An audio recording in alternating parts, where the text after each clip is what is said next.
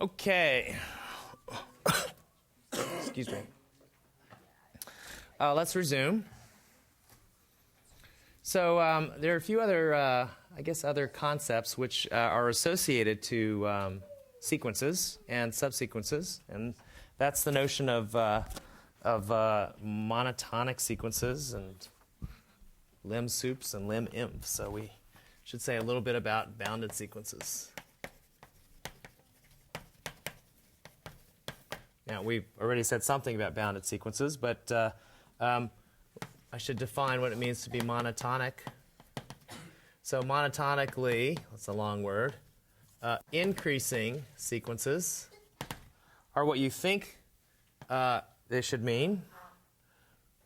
Namely, successive terms are bigger than the previous terms, or at least equal to. Okay, we call this monotonically increasing. Just means it's monotone. It's in one direction. Okay, we have the same notation, same adjective monotonically for decreasing sequences as well, which is just sort of what you expect. Successive terms are no larger than the previous terms. Okay. Okay. So here's a theorem which many of you learned in calculus. Should be very easy for you to prove now. And that is, if you have bounded monotone sequences, and it doesn't matter whether it's increasing or decreasing, but pick one. Bounded monotonic sequences converge. I think in the calculus courses here, you look at increasing sequences, the bingo theorem. Bounded increasing sequences go to a limit. I think that's the way to put it, right? Okay. Bounded monotonic sequences converge. Can you prove this? What do they converge to if they converge? So here we go.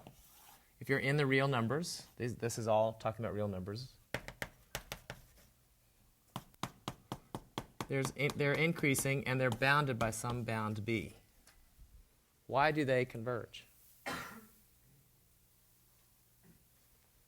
What do they converge to if they converge to anything? Their supremum. Very good. So tell me why they converge to their supremum. Proof. So in fact, you just stated something we could put in the theorem here, right? To their what?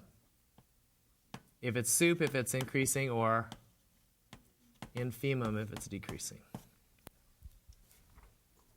Okay. We'll just do one direction. Proof. So suppose you're given Sn. Let's let S be their sup. We feel like we've done this before. The sup of the range of Sn. That's really what we're doing, right? Take the set of all things that values it could achieve. Okay? Okay. So that is sitting in this picture, like right here. Help. Why does it converge to S as a sequence? Sure, S is a limit point of these points, but why does this converge as a sequence? And to keep this in perspective, imagine this could be x1, but x2 could be over here. x3 might be behind. Oops, no, it can't be, because it's monotonic increasing. Yes, so you see, we have to use this fact somehow, because otherwise you could have points that do this, right? Good. Help. To show convergence, for every epsilon you have to find a n, beyond which everything is within epsilon. So let's take this to be epsilon. Can you find a point beyond which everything is within this ball of S? Yes, because S is a supremum. We know that there is a point that is in here. Now, why are all points past some index in here? Because they'll have to be bigger. That's it. That's basically it. And you could make me write it down, but I guess I will just sketch. Let me just sketch, because I feel compelled to say something. Then for all epsilon bigger than 0, there exists a big N such that S sub big N is in between, is bigger than S minus epsilon, and of course less than S. Less than, or I guess equal to S perhaps. Oh, but then what? But then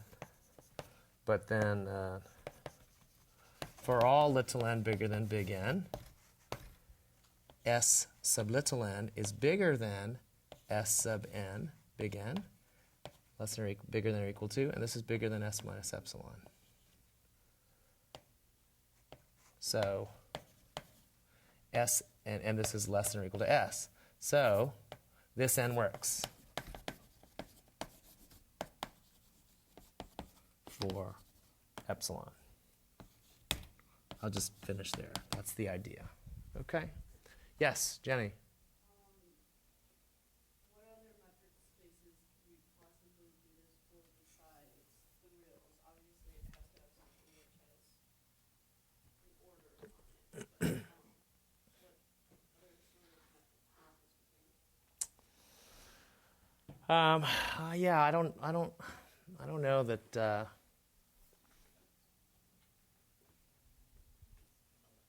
I don't know that there are any popular theorems, anyways, that extensions of this. But you could certainly, I guess, create some weird metric spaces that would have analogous theorem. Yeah. Anything with the bijection. So certainly, yeah, an isometric bijection to R would be R. It'd be isomorphic to R in some sense. Isometric to R. Yeah, okay, good. So there's a theorem we can just polish away. Now, it may be the case that that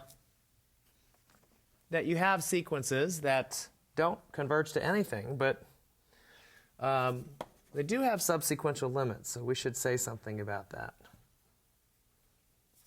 Oh, maybe I should also say this. So we should say something just about regular boundedness.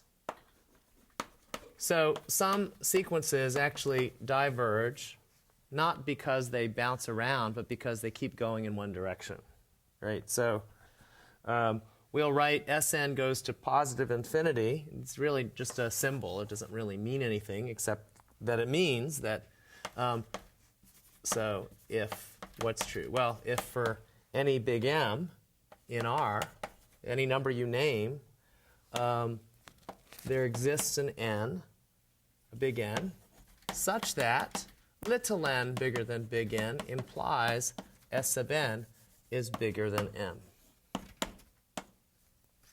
So what you'll notice here is that this looks a lot like the definition of convergence, except you're at the very end, instead of saying you're within epsilon of a limit, you're saying you're bigger than M. Right? And so that's the sense in which you want to say Sn converges to big infinity. It's kind of like you imagine the number line here, and you have something at the very end. And you're asking to be within something of the very end. That's really what you're asking. Okay? So that's why we have this kind of notation. And similarly, you can write Sn goes to minus infinity, and it's the same kind of definition except what? With, at the very end, you have Sn less than M. Dot, dot, dot. Fill in the blanks. Okay. Okay. Here's another important idea. Let's let, given a sequence, let's let, I'll just let E be the set of all possible subsequential limits. Look at all the subsequential limits that the sequence could have. Okay. Now, of course, if the sequence just keeps going off to infinity, then of course we may allow this to have plus or minus infinity as a subsequential limit. There's no harm in doing that. Okay. And so now you could ask something about this set. Your book shows, in fact, this set is always closed. Okay, I won't do that proof here, but you can read about it. But this set, as a set, actually,